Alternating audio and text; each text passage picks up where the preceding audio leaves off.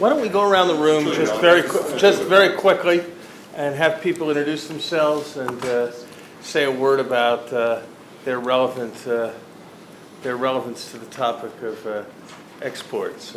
I'm Larry Summers. I lead the President's National Economic Council and believe that with the consumer unlikely to drive the economy over the next decade, that our ability to export is going to be central to our ability to generate a return to full employment. Well, I'm Farouk Atwari. I'm Chairman and CEO of Ethan Allen. Now, Ethan Allen, we are a 77-year-old company, started as a manufacturer, and now we are sort of vertically integrated, retailing, and we still manufacture about over 60% in the United States. And we have 30 stores in China, and about 50% we are shipping from here. Small amount. And I believe that the only way we can be good at exporting overseas is if we are very good in the United States in meeting the needs here. If we are not good as a manufacturer for meeting the needs of the United States, there's no way we can export our products.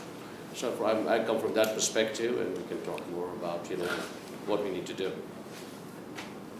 I'm Susan Collins. I'm the Dean of the Ford School of Public Policy at the University of Michigan. I'm an international economist, and some introductory comments would be, it seems to me that certainly over the medium to longer run, and in the shorter run in some dimensions as well, that exports have to be a critical part of any kind of growth and employment strategy. If you look at the U.S. economy and compare it to other very large economies, the U.S. before the crisis was only exporting about 11% of its GDP. In contrast, the European Union 15 were exporting closer to 15 to 16% of GDP. There's tremendous room for growth. If you look at prospects worldwide, the growth in demand is primarily, or is to a large extent, in emerging markets. And so there are strategies that focus on shifting from the U.S. consumer to global consumers more generally, and that involves some shifts in products that would include services as well as manufacturing products. And so it seems to me that's clearly a room for growth. In the short run, there's some recovery from the crisis, but in the medium to long run, there is considerable space, and important to focus on the ways to get there. We're just going around the room introducing ourselves and saying a word about our nexus to exports. My name is Bill Ossie. I'm from Cedar Rapids, Iowa, a company called Midamar Corporation. I started the company in 1975 after spending time in the Peace Corps, Vietnam and Saudi Arabia. When I was in the Peace Corps, about 40% of the children by the time of the age of 5 died from protein deficiency. And I saw a common denominator from Senegal across all of the Middle East, Africa, and Asia, went back to Iowa State, and decided to start a company called Midamar, Mid-America Agricultural Research for Development, and now we export to about 35 countries, primarily quality food products. We do all exports. We bring money home, we don't send it out, and we can talk later about some international ideas and exports. I'm Bob Iger from the Walt Disney Company. We're in multiple businesses that touch export business in one way or another. One is the manufacture or creation of intellectual property, movies and television, largely done in the United States and exported around the world. The movie business in the U.S. is one of the few businesses that has a positive balance of trade with most countries that it does business with. It's vital to the future of the movie business that intellectual property is protected from rampant growth in piracy, which would ultimately destroy the business, damage our ability to continue to support it and support the jobs, roughly 2.5 million direct and indirect in the United States. We also at Disney export what I'll call the brand, which is the qualities that are Disney around the world that actually cause people to come visit the United States, mostly to our theme parks in Florida and in California. So in essence, it's importing a sensibility and brand attributes, exporting rather, in order for people to actually decide to come to the U.S., which not only supports direct creation of jobs for the Walt Disney Company, but the creation of thousands of jobs in the travel and tourism business around the country. One of the more interesting things there that we're finding, or we found over the last number of years, is that traveling to the United States is extremely difficult for people from markets as developed as Western Europe and as less developed as markets in Latin America and Asia. And that's becoming a bigger problem. We're less hospitable than we used to be, either because the infrastructure doesn't exist to bring people to the United States as comfortably and as easily as it used to be, or because for security reasons we simply made it tougher for people to enter and made them feel less comfortable when they do. I'm Ursula Burns. I'm the CEO of Xerox Corporation. We're a $17.5 billion technology-based document and business process management company. Over half of our revenues, 50% of our revenues, and 60% of our profits come from outside the United States. Interestingly enough, we are a homegrown company, started in upstate New York, and we've transformed ourselves into an export company. It is getting more difficult, much more difficult to get the talent that we need to keep this engine going. Significantly more difficult to eke profits out of the United States, which helps us, as my colleague said, invest so that we can actually export more. So my interest is to make sure that we have the engine, the full cycle engine going from education all the way through to product and profit. Jim McNerney from Boeing. I believe we are the country's largest exporter. And the way we think about it is we aggregate per airplane about 4 million parts and export a lot of them. About half of those parts come from 22,000 small business suppliers that we aggregate as part of the system. And so we don't see the big business, small business distinction in the same way that some do. We think of it as one ecosystem that supports each other. And it's a theme I'd like to talk about if we get into it a little bit. I think we are heavy investors in the United States. Most of our jobs are in the U.S., so it's a matter of exporting as a central part of our business model. And I'm very pleased to be part of this summit, given that that the theme seems to be some longer term as well as some shorter term ways to go about stimulating exports, because in 2011 and 12 we're going to need that kind of encouragement to get to where we need to go. So good to be here. Craig Bentley. Bentley Systems is a privately held software company headquartered in Pennsylvania. Over 25 years, we've grown from 5 brothers to now 2,700 colleagues in the world. We're the largest in the world that does software for infrastructure, which is everything we build to improve the planet. The bulk of our revenues, now 60%, are from outside the United States. The majority of our colleagues are outside the United States, but all of our 1,100 great jobs in the U.S. depend on continued and improved access to foreign markets. And of course, the software industry itself is a tremendous trade surplus generator for the U.S., and we rely on, and most of our growth will depend on exports going forward. Jeffrey Schott. I'm a senior fellow at the Peterson Institute for International Economics here in Washington. Years ago, I was an official at the U.S. Treasury and a U.S. trade negotiator, where I spent some time in the distant past in the Tokyo round, knocking down foreign barriers to U.S. exports. So I've had some practical experience in that area, and realized there's a lot more we can and should be doing in that regard, for the reasons Susan spelled out so well. And also, 30 years ago, there was a President's Export Council that used to meet quite often in this building to talk about things that were wrong abroad that we could fix to improve our ability to export, and things that were wrong at home that got in the way or made it more difficult. And so the topic of export disincentives has always been one of interest, and one that might be the subject of further discussion today.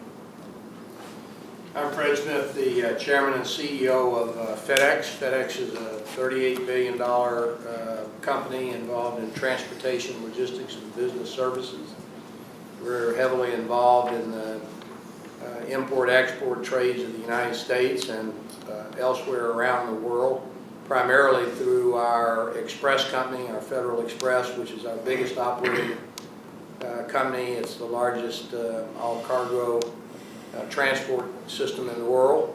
We operate about 670 airplanes, 85,000 vehicles through all of our operating companies. We primarily move things, as I mentioned, by air. The significance of that is that most of the time U.S. exports and imports are depicted on CNN or what have you as container ships and so forth. And we're also in that side of the business too, but the reality is that all of the high value added and high technology trade moves by air, and it's only about 1.5% of the tonnage moved in international trade, but it's over 40% of the value, and if you take out agriculture and petroleum, it's the majority of international trade. So we certainly have a unique insight into the issue of our customers exporting from the United States, and hopefully we make a contribution to the conversation today. Thanks. My name is Larry Lindsay, and aside from being your predecessor by 3, I am now a small business owner, much smaller, a lot of zeros off your numbers, believe me, but 1/3 of our revenue comes from overseas. And I would like to add to something that Bob Iger mentioned, which is this has been a problem since I've been in government, which started 30 years ago. And that's the H-1B visa program. Intellectual capital is extremely mobile on this planet, and we are erecting barriers to it. You can start your business here, you can start your business somewhere else, and right now, government policy is to start your business somewhere else in the intellectual capital realm because it's very hard to bring in talented people into this country. John Surma, CEO of United States Steel Corporation.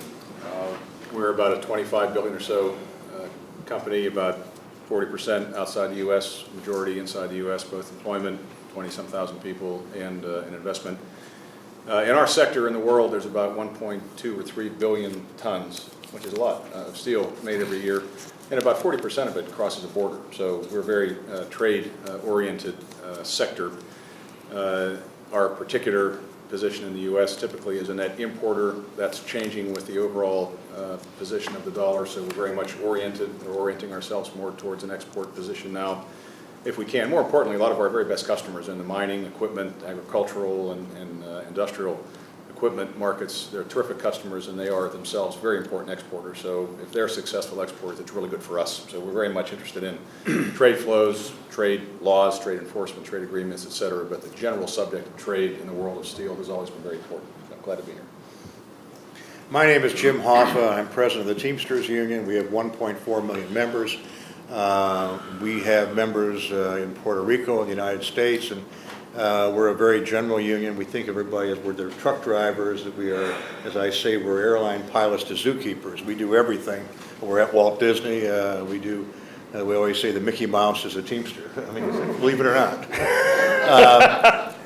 So we do everything, but we have a chance to see the economy, and we are very much into manufacturing. And we have seen what's happened to this country, the fact of closing companies everywhere. It was interesting, the president talked about going to Allentown to see a bakery. Last year I was there in Reading, and we had 400 people working at a place called York Peppermint Patty. And it was owned by Hershey, and they closed down and moved to Mexico and laid off 300 people, and the people had been there in 30, 40 years seniority. Closed it down, lock, stock, and barrel, took all the equipment, put it on a train, and sent it to Mexico. And I think that crystallizes our problem. If we're going to talk about exports, we have to have something to export. We have to make something in this country. And what's happening in this country is we don't make anything here anymore, and almost all manufacturing is basically going offshore, disappearing for different reasons. So what we have to do is to have an economic policy. Every major country today, Mexico, India, China, they have a policy. They have a trade policy that maximizes exports, because they are export economies. That's where the money's at. Export to America, export to richer companies. And we do not have such a policy, and what we've got to do, and hopefully this forum will help crystallize on an idea. How do we have a trade policy where we make things here that can be exported? I'm Fred Hochberg. I'm chairman and president of the Export-Import Bank of the United States. I've been in the job for 6 months. President referred to FDR. The bank was started in 1934 when FDR was president to help pull the country out of the recession in terms of creating jobs and sustaining jobs. And I'm happy to work side by side with Larry and also echo what Susan said, and that is, we are now at 10% of GDP is exports. We were as high as 13% a year and a half ago. We still lag most of it. Germany leads at 45% of their GDP is exports. So we need to find ways. We're not going to be as much a consumer economy, and we help finance companies large and small. We do a lot of work with Boeing, but frankly, 90% of the financings we do are for small companies to export. And I think we left Raul out for the introduction. My name is Raul Pedraza. I'm the founder and president of a company called Magnum International. Think of us as the little FedEx with no assets. We have $450 million in sales. I started the company when I exited the United States Army by buying a truck in Miami, Florida, and have grown it into 1,100 employees with about $500 million in revenue all over the world. We do import, export, customs brokerage, forwarding, so global logistics. Here's a way maybe of focusing some part of our discussion. Everyone had a reason why exports were important to the economy. Look at the data, as you mentioned, exports as a share of GDP are down. One plausible aspiration would be to double the level of exports that the United States engages in over the next 5 years.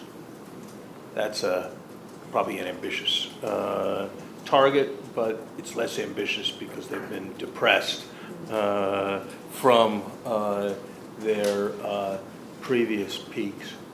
I'd be interested in people's views as to what the most important thing that some actor could do, either government and public policy or the business community could do towards the objective of doubling U.S. exports, or if people don't like that goal, suggest an alternative goal. But I've been around business people enough to know that what you count counts.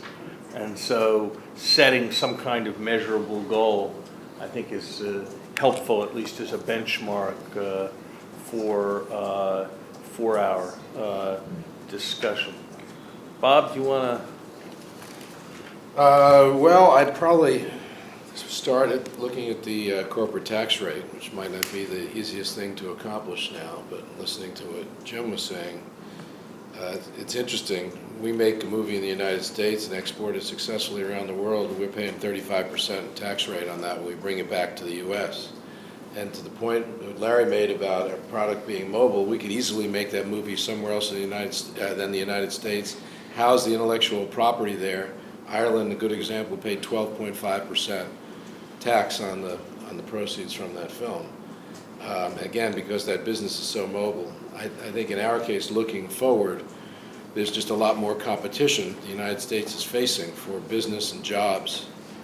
And if we want to create growth for our company, one way to do it would be to reduce our tax rate by moving businesses outside, which wouldn't be that hard to do. It wouldn't be what we'd want to do, particularly for a U.S.-based company that's been around for 86 years, about 125,000 employees. But I think that's where I'd start. I haven't given that a significant amount of thought, that question, but it's definitely an issue for not just the Walt Disney Company, but for the whole television motion picture business and other businesses as well. I'm going to suggest you say your name again, because people will be watching this on video, so that way, if they tune in late, they'll know exactly who you are. My name is Bill Ossie from Midamar Corporation, Cedar Rapids, Iowa. Thank you for the invitation. One of the things that I believe that we really need to reinforce is through the U.S. Department of Commerce's trade missions. We need to get over this idea that we are not welcomed overseas and it's an insecure world to travel in.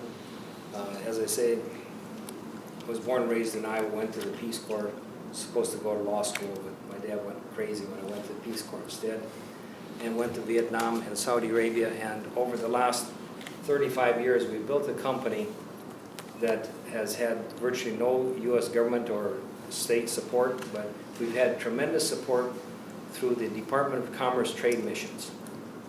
And one of the best ways for us to get our profile back international is through trade missions throughout Africa, the Middle East, and Asia. These are some of the fastest growing areas. Our commodities, our quality product is still welcome. We still have an edge on many products in the world, and one of the challenges we have is what the gentleman mentioned about stop moving jobs overseas. There's U.S. companies that want to produce roast beef in Brazil and bring it back to our country. It's crazy. Maytag is a company that was in Iowa. All of you, I'm sure, seen the Maytag man on TV. He's sitting there idle because he has a quality product. The company was bought by Whirlpool and promised not to close. Within a year, they closed it. And the same thing with Amana. We need trade missions in the agricultural sector.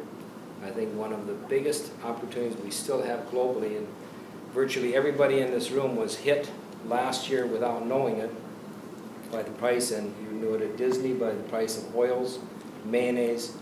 Every facility that used any type of agriculture had this shock of high prices. It helped the farmers, but it didn't help everybody else when soya went from $5 to $15 and corn likewise.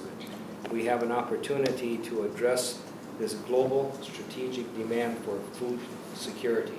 It's a growing problem, and we need to address it through trade. Jim? I'd mention a couple of things. One would be trade agreements. I think whenever we've done one, you tend to see a surplus. And I think there's a number that could be done. There's also Doha, and settling for half a loaf for some of us with Doha is better than holding out for something that may never happen. But I think that would give a lot of us a lot of confidence to invest in the technology and the infrastructure for U.S.-based jobs, export it overseas, give us some incremental growth.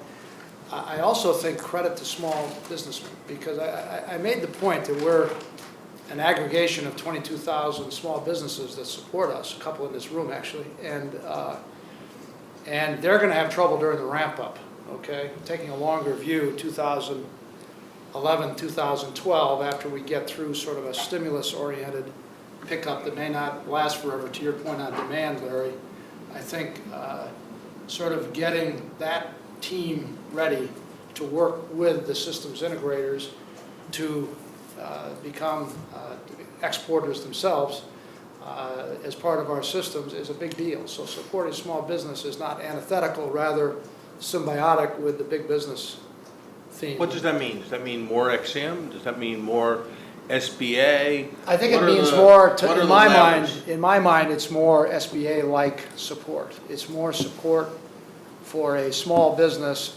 that has been cutting inventory, because we've told them to, okay? And then all of a sudden, they're going to have to come back quickly, and the big financial institutions may have not been there in every case to support that. And so, so I think that would help this team that I need to have with me, or if one of the 4 million parts out of 777 isn't ready to go, I can't ship the 777. To build on that and then add to, on the small business, our larger clients, some of our largest clients are small business. People in access to credit is choking them, and therefore having a very big impact on us. We have gone as far, Xerox has gone as far as to set up its own credit facilities to try to fund some of our clients to be able to actually do business. Now, this is not the business that we really want to be in, but we have to have this cycle going such that we can actually assure that we can keep our company going. So having an infrastructure in the country that is actually positive for investment, so that's either access to credit or a tax structure that's logical and predictable, at least, one that incents investments in research and development, is one whole side of it, and I think that's part of what we said. The other side is the longer-term view that I just can't pass up on. I'm Ursula Burns, Xerox Corporation, and CEO. And that's assuring that we have talented people in this country to do work. And this is a huge deal, because part of what I think, I'm not sure who said it, we have to import talent to do work, and when we can't do that, because it's very difficult to do, we export the work to the talent.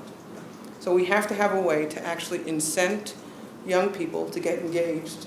And by the way, they can be young or middle-aged, it doesn't matter, but people engaged in tough areas of study that actually we can create jobs in this country. Because all we'll do is search for the work and for the talent other places, so. You know,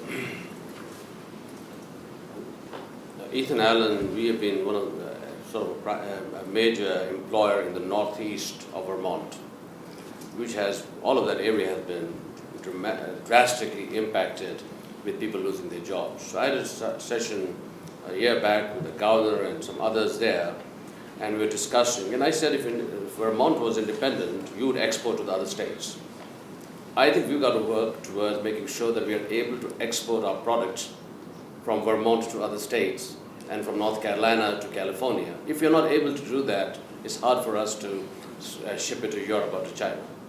Now, our industry, we're in the furniture industry, is somewhat labor intensive, and in the last 15 years, 70% of the manufacturing has moved overseas. And the reasons are that, they got newer plants. 25 years back, it was a cottage industry in China and Vietnam. Today, they have better technology than us. They have a lower labor cost. They have lower taxes. They have export incentives. They have availability of credit. They have less government regulations. They have lower health costs. And they don't have excessive litigation. Now, these are all the issues that are impacting us. So I believe that we have been able to maintain our manufacturing in the United States, as I said, and then export is because we have done a major consolidation of our manufacturing in the United States. We have also invested a great deal in technology. We have also we've also done something that is hard to do as a public company. You've got to provide technically the best shareholder value, which means, as your finance people will tell you, to close all the plants and move them overseas. But we have said that we are going to balance our margins between what we do overseas and what we do domestically. For instance, we have established a major plant in North Carolina and consolidated in this last 9, since the tsunami hit us, we consolidated 2 major plants into North Carolina, but we also established a plant in Mexico, in central Mexico. The combination of central Mexico making parts for us which are labor intensive, hard to make here, has made it possible for us to be competitive in the United States and export our finished products overseas. So I think today we've got to be able to see that we have the ability to give these incentives at the local level, at the national level, to be able to be competitive in the United States. Otherwise, the only thing we're going to be exporting is, some of these high-tech products and aircrafts and others. Otherwise, in my view, we got to reduce imports. But if we're able to make more products for our consumers here, we're going to create jobs. To me, that is a tremendous amount of opportunity right across the board. Just maybe to follow up on that, John Surma again from US Steel. I don't know if this is in bounds or not, Larry and Fred, but the overall currency realignment really changes the export value model for us. And when I'm looking at netting back to a plant when it's a 150 euro, it's a whole lot different than when it's a 110 euro like it was 3 or 4 years ago. So that's a huge difference. And that's very favorable from our standpoint now, obviously, and I'm not expecting to comment on that aspect of it. It's determined in the marketplace, whatever it is. But with respect to China, of course, as the President stated pretty clearly, I thought, in a recent visit, that alignment is not determined in the marketplace. And having some progress on rebalancing that situation, because that distorts the currency and trade flows in that part of the world and even into Europe. So I think that would be hugely important and would give a lot of us a far greater opportunity to be competitive in a broader array of markets, and would also tend to allow U.S. companies to have greater share of our markets as demand comes back, if we would have a somewhat more rebalanced both currency, which I think would then lead to rebalanced trade relationship with China. Right, Bentley Systems. So what's constructively actionable for us now in software also has to do with China. But just to back up, wouldn't we like to export software, something that doesn't consume any natural resources here or generate any waste, but of course it's a global economic structure where we can amortize our fixed costs of development across global markets. There's another knock-on advantage. Well, to back up, to double our exports and our net exports in software is something we wouldn't shrink from expecting. And being able, our net trade surplus in software was $36 billion in 2008, and that was up like 9% over the year before. And we're sure of being able to increase it going forward, provided the markets are open. And I might say, when we export innovation in the form of American software, we can help Americans be more competitive, for instance, to do work as our software does that allows plants and roadways and high-speed rail to be virtually simulated before it's built and analyzed and so forth. We can be better at having Americans adopt that technology faster and get more share of that infrastructure work in the world at large. But there's no such greater piece of work than the infrastructure investment that China is making now, and our company is well prepared to take advantage of that with our investment in China. In China to date, we've even done acquisitions there. But in software, we have an urgent issue at the moment. Just last month, the Chinese government propagated indigenous innovation initiative, which we only learned about this week in software, and it would give preference in government procurement to Chinese technology, not only in software and computers and telecom equipment and energy equipment and high efficiency devices. We've got to get applications in by a week from today, and there'll be a list by the end of this month that will create a mandate to disadvantage American products in the Chinese marketplace. I know President Obama began, I think, this work with his Asia trip, and we're confident that we can, if he'll apply our government weight to this, help counteract that offset to what is our largest opportunity anywhere, and with which we can be sure of creating and maintaining better green jobs in the U.S. Jeff, say something about the potential magnitude of the impact of trade agreements on demand for U.S. exports or U.S. employment. Well, I think one of the things you have to think about is our market's pretty open already. And so what we're doing in a trade negotiation is really trying to level the playing field. The agreement that got China into the WTO was essentially we didn't change our policies and they reduced their barriers quite a lot. Did it create a lot of new opportunities compared to the very limited space we had before? Yes. But what I think is more important is what was said before. When you have better access, it sends a signal for investment that the business can then take advantage. And I think when one talks about trade agreements, it's too often saying the difference in tariffs when really the signal of opportunities for investors to build here and expand their production to take advantage of new opportunities abroad. And there the price is important, and the comment John made on the exchange rate is exactly right. Asia is where there's a problem now. The U.S. dollar is getting close to, I'd say, an equilibrium level. You know it better than I. But the source of undervaluation is among the Asian countries. They need to appreciate, and that will help the access to or create new sales opportunities in the part of the world economy that's rapidly growing. Larry, let me ask you your question about doubling exports, which is the right kind of goal, but many economies are growing rapidly. Brazil, India, Colombia, Vietnam, many, not just the BRICS. The question is how we would actually help American companies meet that brutal competition, because it's very tough competition. Jim certainly sees that. You see that around the world.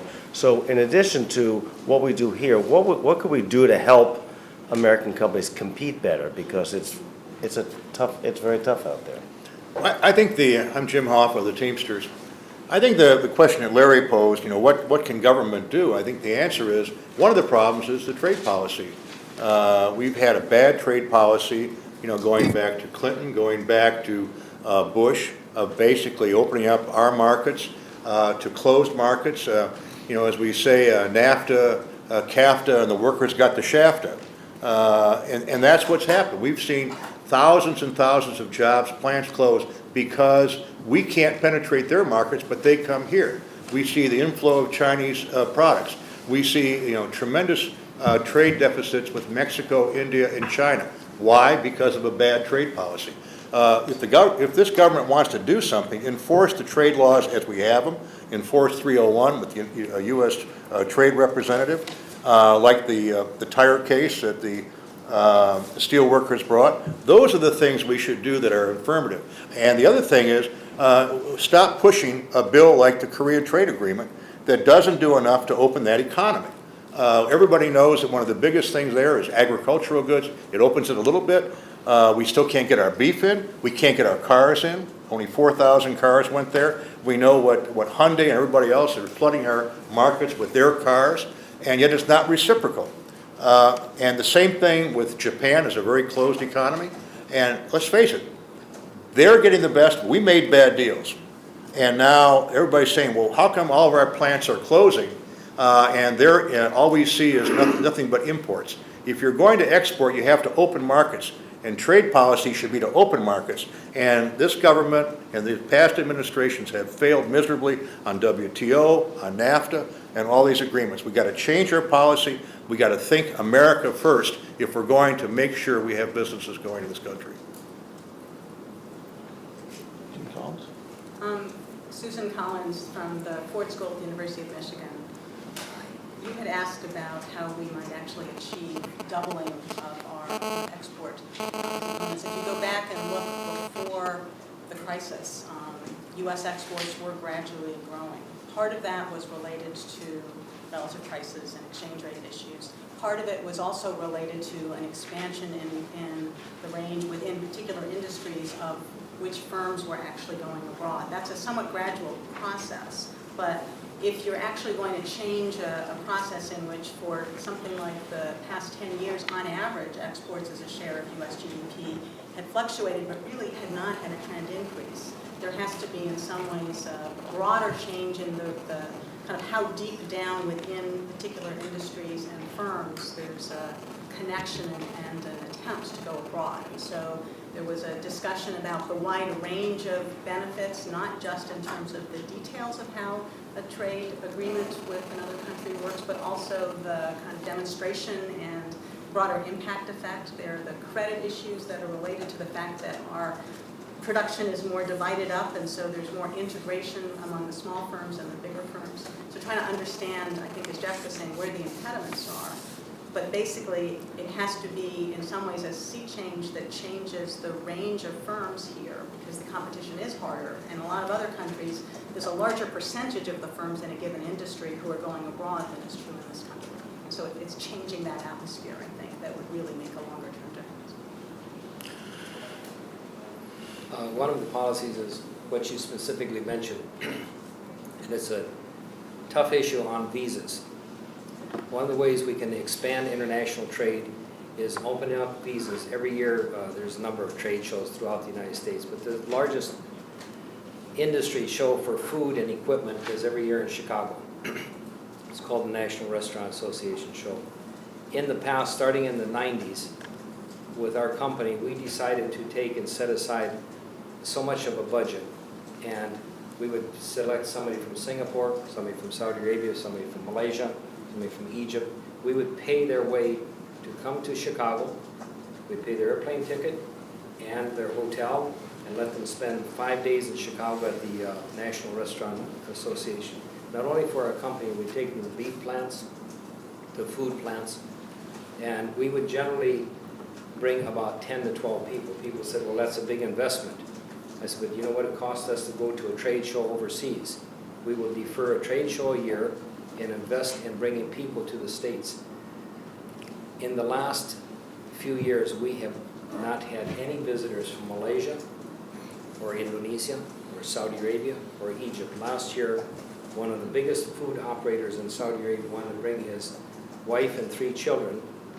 They would not give visas for his children because they were all under 15.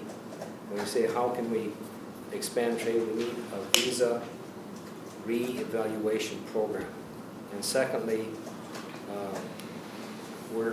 we are actually FedEx's largest customer in Iowa. We have 3 to 4 trucks every day at FedEx. We genuflected every shipment too, I can tell you that much. We appreciate the Well, business. thank you, because you get our products to all 50 states and a number of countries. But my second point is we need to think about how to restructure the mental idea of job recreation of employment, because everybody cannot go back to a community college and learn an academic skill. I had a good friend that was laid off from a meat plant, and he came to me practically in tears and said, Bill, he said, hell, you know I could hardly get through school. And he says, I've been cutting beef for the last 30 years. And they want to send me back to Kirkwood to learn computers. What the hell am I going to do at Kirkwood? He said, I only hardly read the paper every day. Now, we have a certain sector of good, hardworking people in this country, but they're not going to go back to a community college. I told Chuck, I said, well, come on, we'll find something. But we have to change this attitude that you cannot send everybody back to learn computers, and they don't want to go work at McDonald's or Burger King. I'm not picking on those food because we supply them. But we have to change a mindset where we have good workers that are creative and functional, because you cannot take somebody that's been in a certain type of job and say, you're going back when you're 50 years old and learn how to run computers or do bookkeeping. So there's a certain mindset. I have a later idea for U.S. Steel, but and it's something I thought about a long time. But we need to work. We all help we can get. You're gonna tell you. Pardon? I need all the ideas I can, whatever you have, I'm glad to hear them. Okay, well, I'll let some of the others talk, but we need to expand international trade both ways. Opening up visas to bring people here, and again, the trade missions to get people overseas. We are welcome. The largest food chains, I don't care, Applebee's, Chili's, McDonald's, Burger King, KFC, they're all over the world. And these countries that we talk about are unstable or they hate us, they don't. They're full. And our equipment is good, our services are good, and as they say, I started with no money after the Peace Corps and after Vietnam, and now thankfully we export to about 35 countries. We've exported several $100 million in food products, and we can do it. We just need to get over this hurdle that, you know, everything is imposed against the U.S. It's not. I think Fred wanted to say something.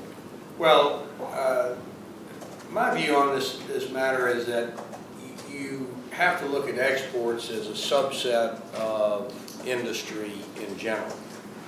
And I'm old enough to remember when the business magazines and the reporting used to be divided into industry and finance. And finance was viewed as a facilitating activity and not a primary function. Now, in 1983, finance constituted about 15% of the profits of all American industry. In 2007, it was almost 35%. So the question is, why have we migrated into this financial services rather than manufacturing things for the American market and for the export market? In my opinion, the biggest reason is the tax policies of the United States favor financial services, which has morphed into financial speculation because of the regulatory changes and the globalization of financial markets. And as long as you have a tax rate of 38%, which is basically what we pay, and that 38% is can be mitigated by the deductibility of interest. If you want to go into the private equity business or you want to go into the financial services business, the federal government is subsidizing to the extent of 38 cents on the dollar. So not only do you have that factor, it is non-competitive, as Bob said, versus the worldwide situation. So our corporate tax rate is simply not competitive, and much more importantly, it advantages financial services at the expense of industry. The second thing that I would say which is extremely important, you should permit industrial companies, for that matter, I guess any entity, to expense capital equipment and software when it's put into service. When we buy one of these magnificent 777s from Boeing, it's a very big expenditure of money. We get that money back over a 7-year period of time based on the depreciation schedules that we can use. So when times get bad, every boardroom in America hears the same mantra. Slow CapEx down, push it off, make do. Even when the technology, like a 777 versus the airplane that it replaces in our fleet, could be made independent of the financial cycle because it has a high ROI. And every time we get one of those big 777s, there are machinists making those big GE engines in Ohio and Massachusetts and parts and pieces in Washington State and so forth. And what would happen if you allowed the expensing of capital equipment and software is you change the risk assessment at the boardroom level. The net cost to the government is the time value of the money, and that assumes that the investment was going to be made in a down cycle under any circumstance, and that's not true because it is pushed off. So I think if you recognize that the corporate tax rate disadvantages industry and advantages financial services and speculation, and the treatment of capital investment versus the deductibility of interest for private equity or other things, you have to solve those problems first. Then, you know, I've watched this now for 30 some odd years. I agree with Mr. Hoffa on this. Basically what happened is the United States opened our markets after World War II to rebuild Europe and Japan. And we fought the Cold War largely on that basis, that we would open up our market and make people rich, and then we did it for China, as we were talking about. And that's a wonderful thing that we've helped drag 700 million Chinese citizens out of poverty.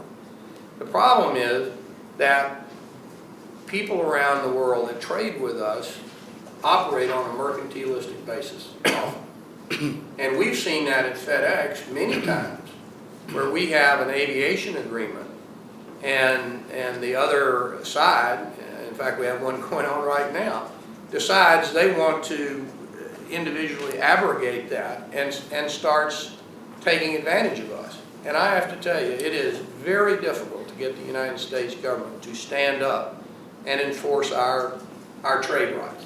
And Exactly right. that has gone on for a long, long time. So in many other sectors, that is also the case. Now there are a lot of other contributing things that have been said here that I agree with you. You've got to let intellectual property into this country. It's ridiculous. We're a country of immigrants. You've got to have research and development. It's silly to not have the investment tax credit for that. But in my opinion, and you got to have trade assistance adjustment for people when they lose their jobs to keep the political support for trade. But if you don't change the corporate tax rate, if you don't allow equipment and software to be expensed, and if you don't insist that we have open markets, you can't, in my opinion, be competitive in the export sector. I think Larry wants to say something. Yes, one thing I know you can't do in your current job, but I've been able to, is actually, this gets to what a lot of people said, is actually visit a U.S. embassy, not as a government official. I've done a lot as a government official. It's very different when you're not a government official. And I think it's a tough reform, and others have tried it, but it goes to foreign service rules and everything else. The people who staff those embassies are rotated, meaning they don't get delved deep into the society to be able to help the people of the street when they come by. They are not user-friendly in general. Getting into the embassy is not a user-friendly procedure. So whether you're talking about the trade missions, whether you're talking about the visa process or whatever, you do have to do something on what our embassies do and the attitude of the people in the embassies toward real people as opposed to government officials. Larry, on your math, it's going to be very difficult to do what you want if you're also adding 4% of GDP to government and 1% of GDP to healthcare. The numbers just don't work. Mr. Summers, on his point about the embassies and commerce need more. I know our budgets are strained, but last year in Malaysia, we're a small company in Iowa, but the ATO and Kuala Lumpur, Malaysia, did not have the funds to support the 4th of July annual dinner that they normally have. Now, I'm not boasting, but here's a small company. We provided all of the prime rib and all of the turkey to the Marriott Hotel for them to have the 4th of July, so they didn't end up with, and it's an Islamic country, so they didn't end up with fruit juice and little appetizers for the 4th of July function. Our embassies and ATO missions are underfunded, and as you said, unless you know somebody that's going to meet you at the gate and call ahead, it's hell to get into the embassies. They have all these, and we've built this mentality, siege mentality around our embassies and in countries that are still friendly to us. So we need to change this by, again, I'll mention it the second or third time, we need to be sending trade missions to say, here we are, and we're here in a trade open attitude, we're friends, and we're coming here, and we're coming here, and we're coming here. Your question was an interesting one that I've been thinking about. Which is, so if I wanted to do more business in Vietnam or whatever, what would I have to do? It's competitive out there, what would I have to do? So the first thought is that you have to have something that someone wants to buy. That's what companies do, right? We figure out this interesting thing that somebody wants to buy. And interestingly enough, that thought can happen anywhere. For Xerox, a lot of it happens in the United States, but it could happen anywhere. Then you have to be able to translate that thought into something and make it. It's software, it could be a plane, it could be a movie. You have to make it in a way that actually is of reasonable quality. And then you have to have that quality be made at a price that's reasonable. It doesn't have to be the cheapest price. One of the things that we've learned, it doesn't have to be the least expensive, absolutely, but it has to be reasonably inexpensive, or reasonably competitive. And then you have to be able to get it to the consumer. And then fair markets take over.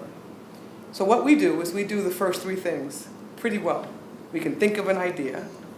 We can figure out a way to make it. We get it reasonable cost, either by doing it here or by importing things that are done other places and doing it, whatever it is to make it. And then we need help. This is back to the conversation that you were having, Fred, and everybody. That's when we need help. And we get less help than I think other countries' governments provide than ours do. Because we don't need help in the idea, we don't need help in the actual research.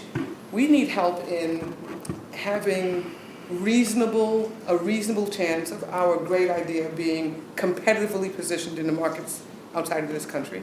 We need tax rates this is not freedom. We just need a reasonable chance of having this reasonably good idea being competitively positioned in another marketplace. And after we do the first three steps, we have more energy fighting through to get this reasonably good idea positioned competitively outside the country than I think other people do. We're getting it done here, or other people do. And when you say reasonably positioned, what does that mean? One of the things I used to think when I was growing up as an engineer is that it has to be the absolute cheapest thing in the world. Reasonably positioned means it has to be reasonably differentiated. That has to have value. It has to have value. It has to have He does not sell the cheapest plane. Right, he's not selling the cheapest plane. But I tell you Boy, I can tell you that. Fortunately, I don't buy them. But it has to be reasonably positioned. And I think that if you add up all of the things, back to Larry's start of what's the one thing, unfortunately, there is not one thing. There is just so many things that we have to fight through as business to get the output, these first three steps of this reasonably good idea made at a reasonable quality with a reasonable price. After that's done, that's just the very, very beginning of getting it positioned anywhere, even in this country, but forget about outside So is the it country. the embassy's not helping with It's not only that, sales? it's standards. I mean, if you look at its standard, for example, we actually have ecological standards placed on the equipment that we ship into countries. You look at the standards, they're different all over the place, They're significantly harder and advantage to the country's indigenous people than it out. Everything works against. There's a whole wall built around. You're saying you're saying that, and a number of you have said this in different ways, that you're capable of generating a reasonable value proposition for customers. I am absolutely But confident. you are of not that. capable of getting the value proposition put to customers on a level playing Level field playing field, basis balanced. as pervasively as you would like. Right, and consistently. as we do. Around the world. And what Jim tends to stress, which is also part of what you all have said, is that we in the United States allow foreign companies to put their value proposition before our consumers in a fairer-minded, in a basically more level playing field way than often happens for our producers abroad. A perfect example of that. The biggest non-tariff barrier in the world today that's used by many, many companies as a mercantilistic tactic, either by design or by historical accident, are the customs clearance Customs procedures. clearances. It's I mean, insanity. we've worked very hard over the years to modernize our customs procedures using information in advance to make our borders frictionless and so forth. And you go into certain countries around the world, and this is particularly injurious to high-tech products and pieces that What it's classified as, Yeah, and what the tariff is, if it's classified they'll- one way they'll- versus another way. They'll slow them down and make it difficult to get that equipment into that country because it competes with a product that's produced in that country. And that goes on all over the world, and it is a small thing to our foreign service, which is mostly focused on geopolitical issues and not on commercial and trade issues. The one thing we do stop well at our borders is the people we need coming in. This is very effective at Ralph? Or customers coming in. And customers coming in as well. I just want to kind of back a bunch of people's play here as the small guy at the table and the smallest company. Secretary Solis this morning spoke about the level of unemployment in the minority communities being double what they are in the other communities, and that's entirely true. And the big part is the access to capital that James brought up. Had I not had a lot of personal wealth, I would have had to lay off probably 20% of my staff through this last recession because, believe me, I mean, it was like the well was dry. And it was amazing to me because I'd always been able to walk into my local banker and they know me and I know them and I've been so successful and everything's good, and all of a sudden, no, it's not good anymore. And so that the access to capital is a big thing. But also, the customs clearance thing is, you know, you made me think of the blue ink. Brazil, if the document isn't in blue ink, because if it was in black ink, it could be a copy. You know, then all of a sudden, Apple Computer, who's one of my big customers, and I know you too, you know, they get double the tariff hit on it. Because so, you know, you have to have this whole staff just to set up to the blue ink thing, and, you know, so that's definitely a barrier. And anyways, in my company, 63% of my employees are minorities, so if we enforce the set-asides and everything, and I congratulated and thanked Mr. Smith on the way up here, because I know he's a $1 billion roundtable member, so I know he's on it and everything else, but the smaller guys need the access to the capital, and then we can go out and get more people. You're talking about your diversity council. Absolutely. Yeah. You know, just to weigh in briefly, you know, I think Fred's point on a tax policy that makes sense and supports innovation is really what it adds up to. You know, we are competing against players in other countries that not only have that, but a lot more in support of them. I mean, I cite the recent WTO example we're fighting through, and I don't want to get parochial, but the facts are there is a hell of a lot of support for Airbus airplanes that go far beyond what Fred is talking about. And ECA kinds of support that are different than the kind of support that you're allowed to give us because we haven't got the right bilateral agreement, then there's the customs. There are, Larry, to your point, there's a host of things. And I just want to drag back the tax policy as something that supports the differentiation you need to have the comparative advantage you want to compete globally. And I just want to make sure that that doesn't get lost in the facilitation kinds of ideas. We also have a tremendous disadvantage because of our tax structure. Because in the GATT agreements, value-added taxes are you can remove them at the border on exports. But the way our tax structure is, our taxes are embedded in our export and our what they call that was ruled by the WTO, the foreign investment. FISC, yeah. It was ruled to be an illegal trade subsidy simply because we'd been out negotiated years ago by the Europeans where they can take their VAT out of their exports and our taxes have to ride in our landed cost product. I want to call on Paul. Can I call on Paul Krugman, who came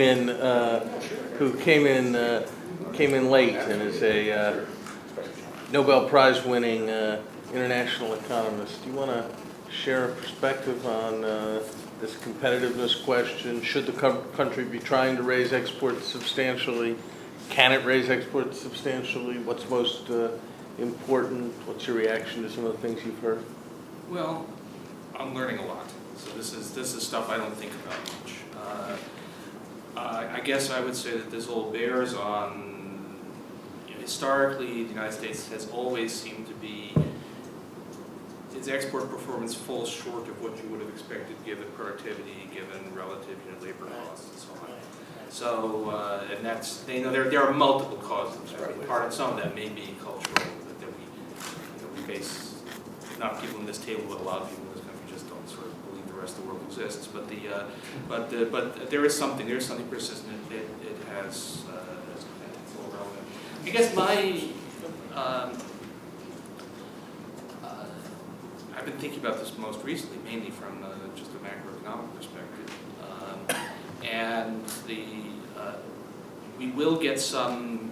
The more competitive value of the dollar is going to help quite a lot.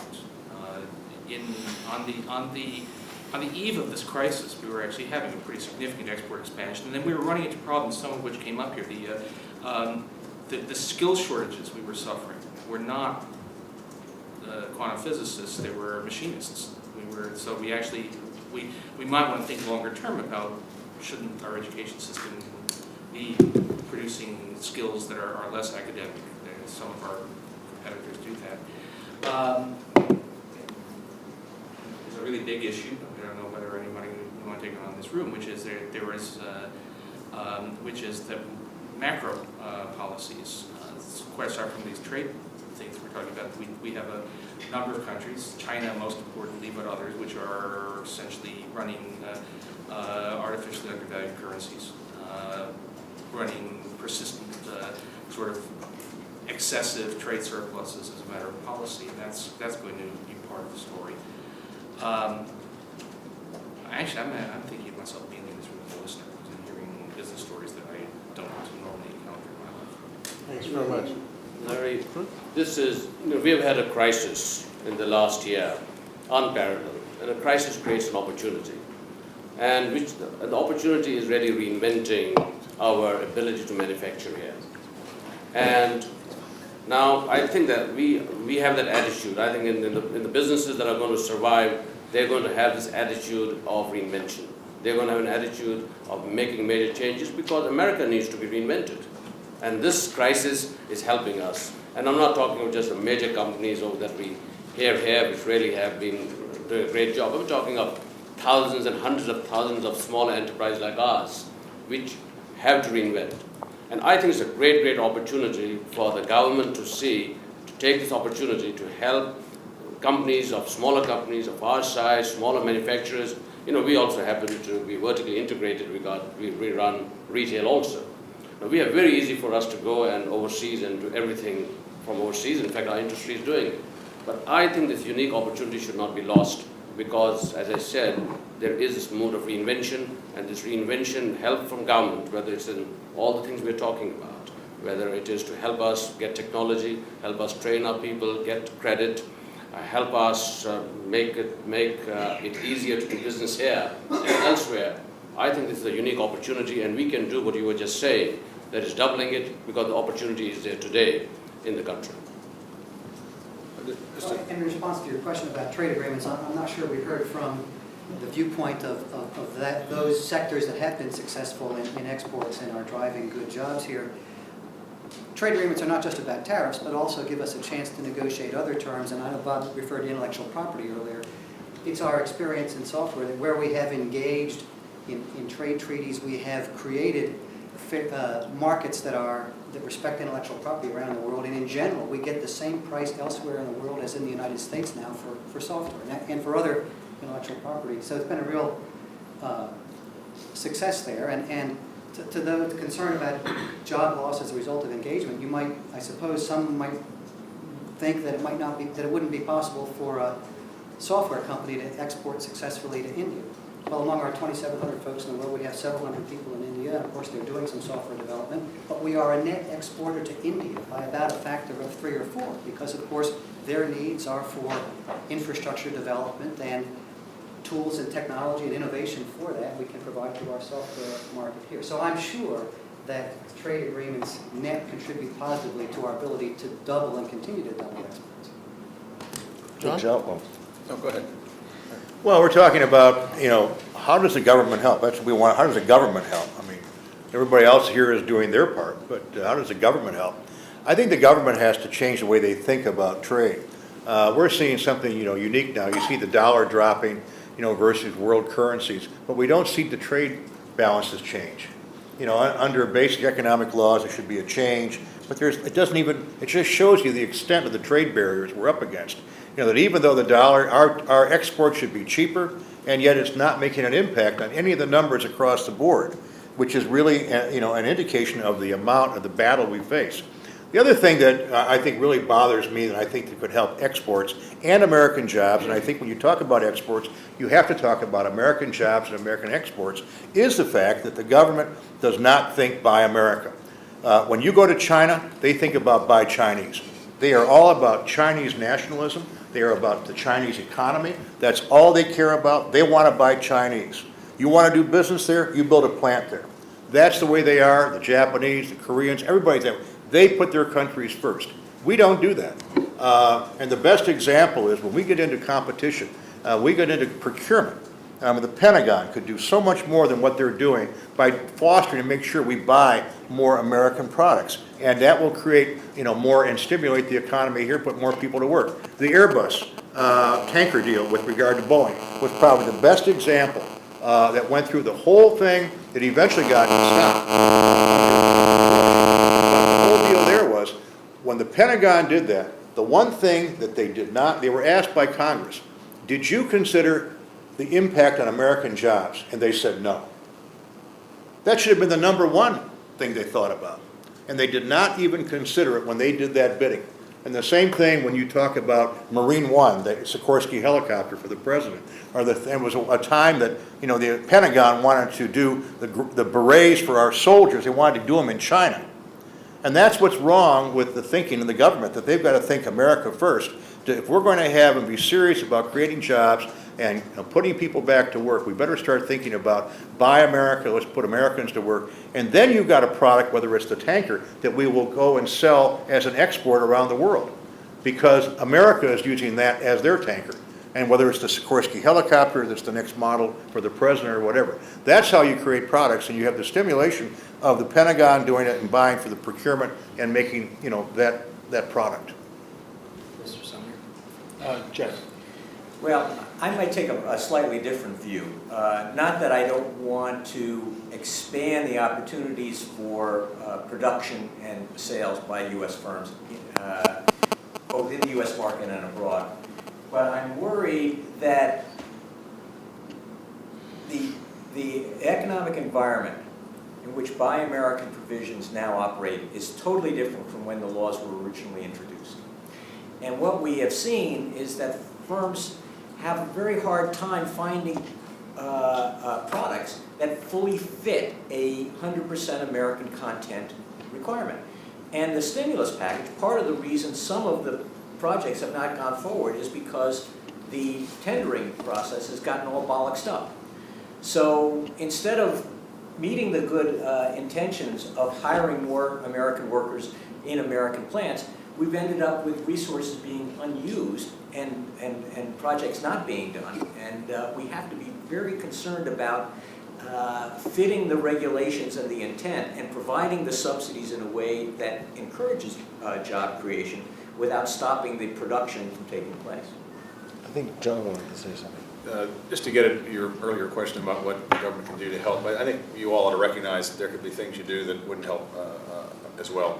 You know, manufacturing in the U.S., it's a wonderful country. We've got great freedoms and abundant resources, great workforce, many great things to be manufactured here that I'm very pleased to be leading a company that does. But there's also a cost burden that we all have that many of our competing countries don't, that we're in the marketplace with.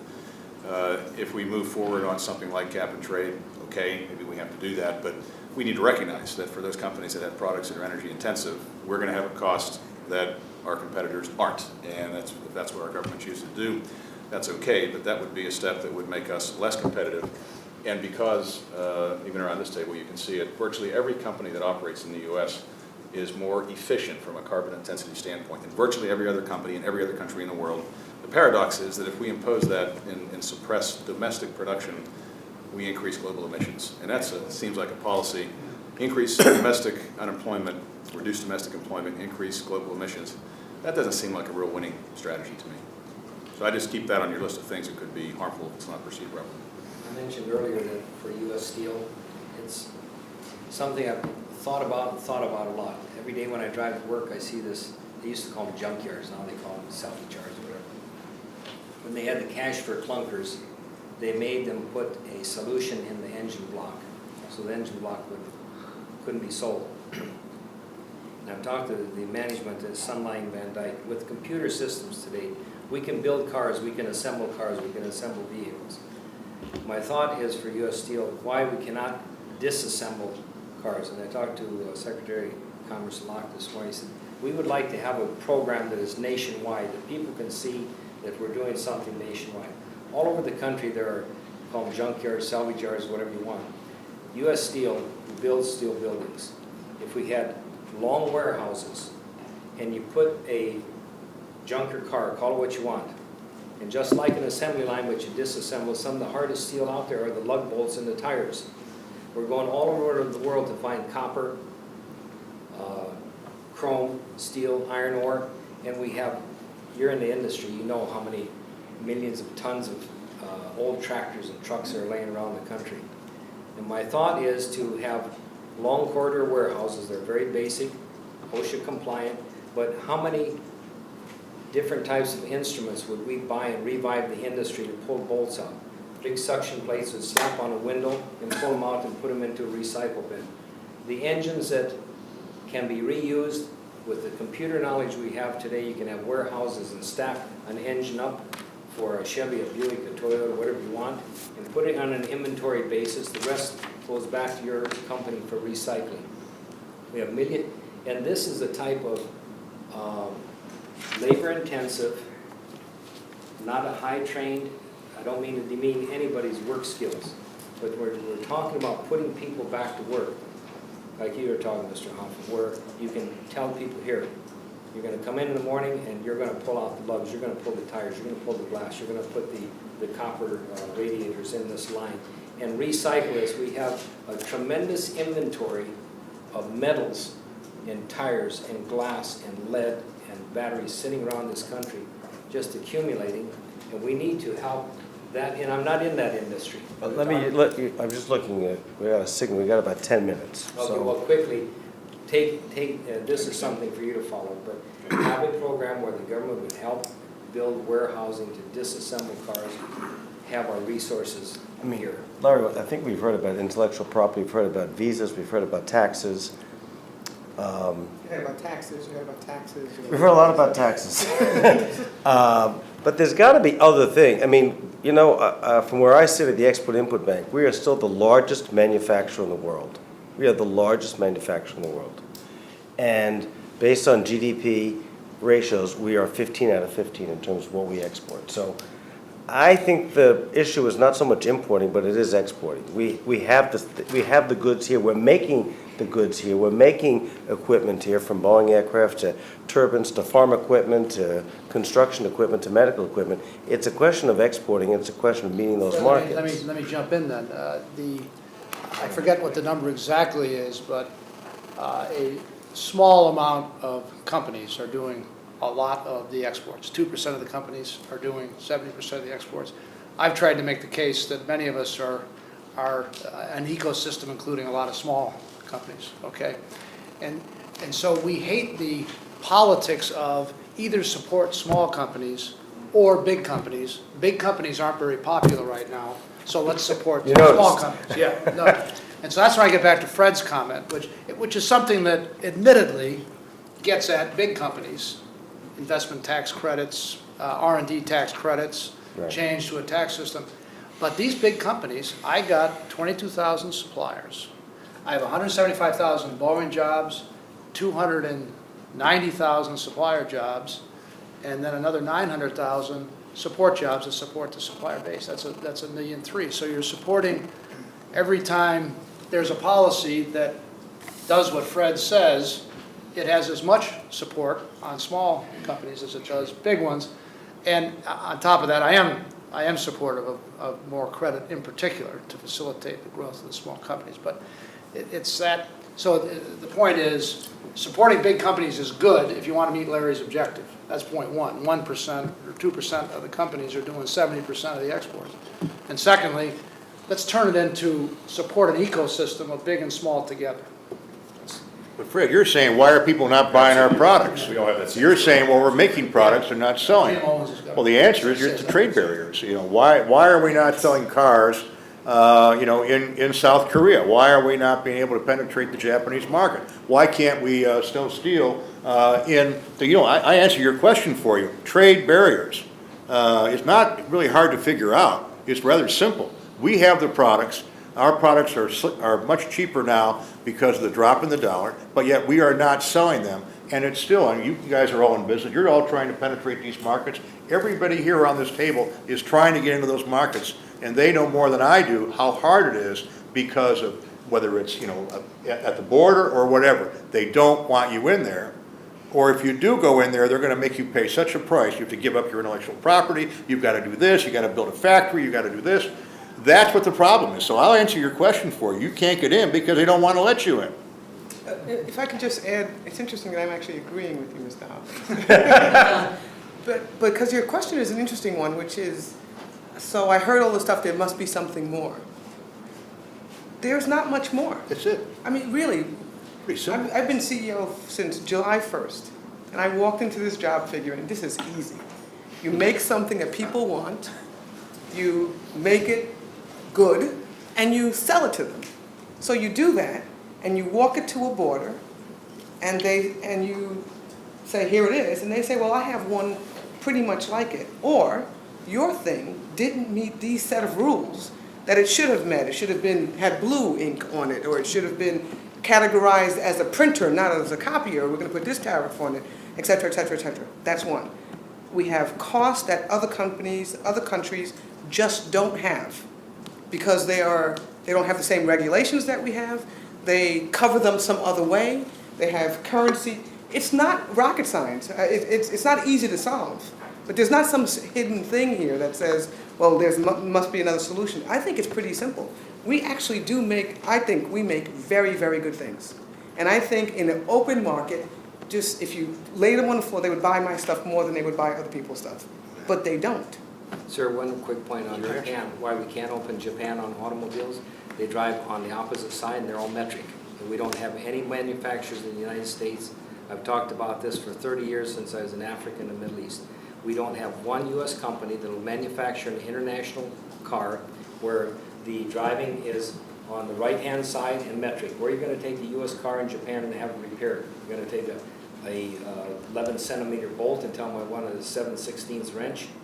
We have not penetrated the Japanese auto industry because they use the British system both on driving and metric system. So part of our responsibility is if we want to take one auto manufacturing plant and say this is going to be a cost competitive plant that's going to produce a metric right-hand column, then we can penetrate some of these markets. But We cannot say they won't let us in when we're producing a car that's opposite of their industry standards.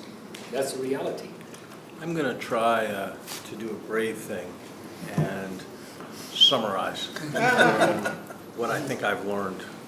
It's in your name. What I think I have learned here. I think that everybody agrees, as best I can tell, that increased exports are a short-term imperative at a time when we have a high jobless economy and a need for demand and for things that put people to work. And I think everybody agrees that in a more globalized world, the U.S. has probably been underperforming as an exporter relative to its productivity and economic quality as a country. And that those two things together compel a greater focus on exports.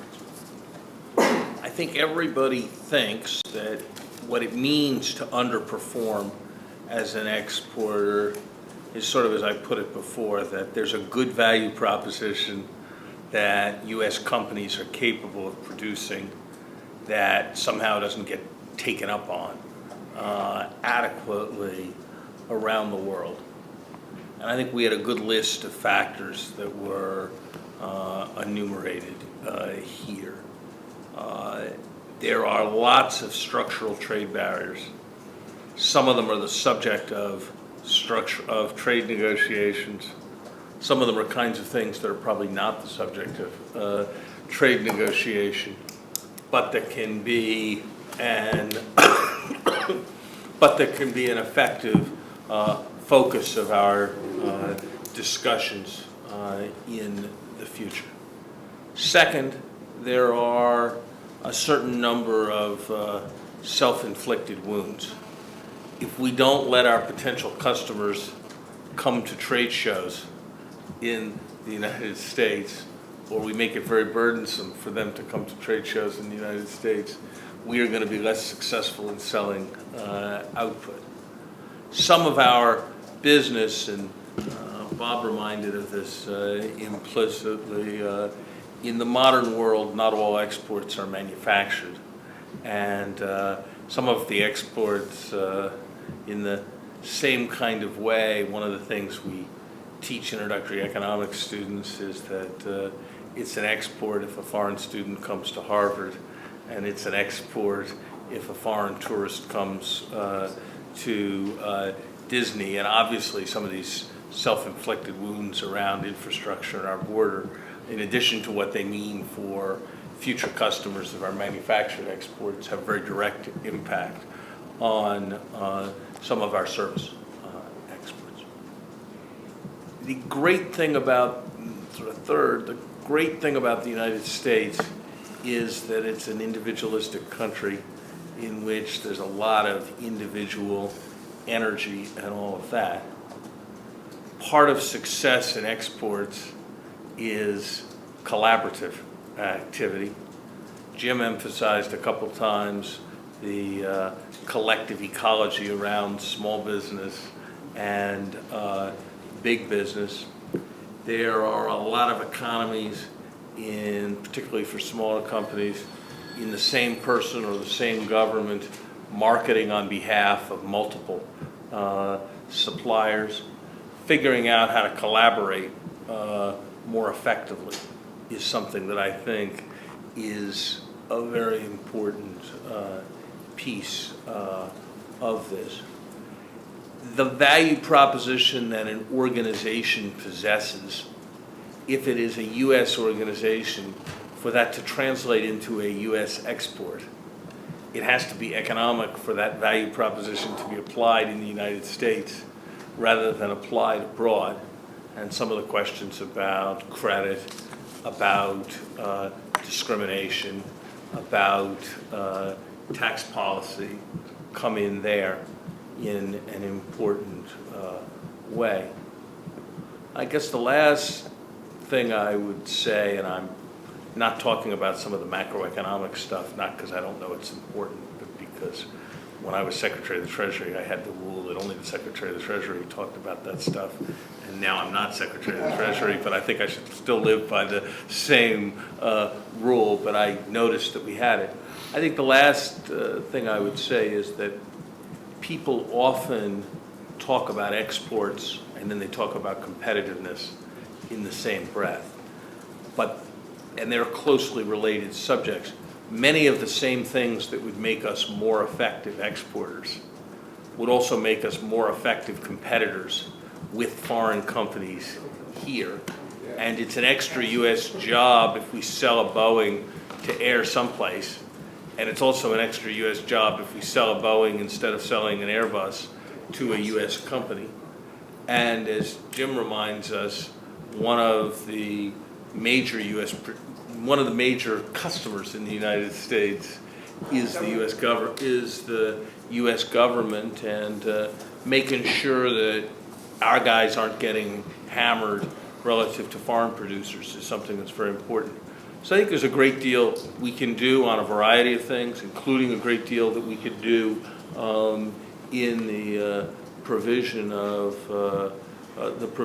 credit. And one of the challenges that I take from this is how to think about, we're not going to have a jobs forum every 3 months, but how we can make sure that the government as an entity is being responsive and staying focused on this export agenda.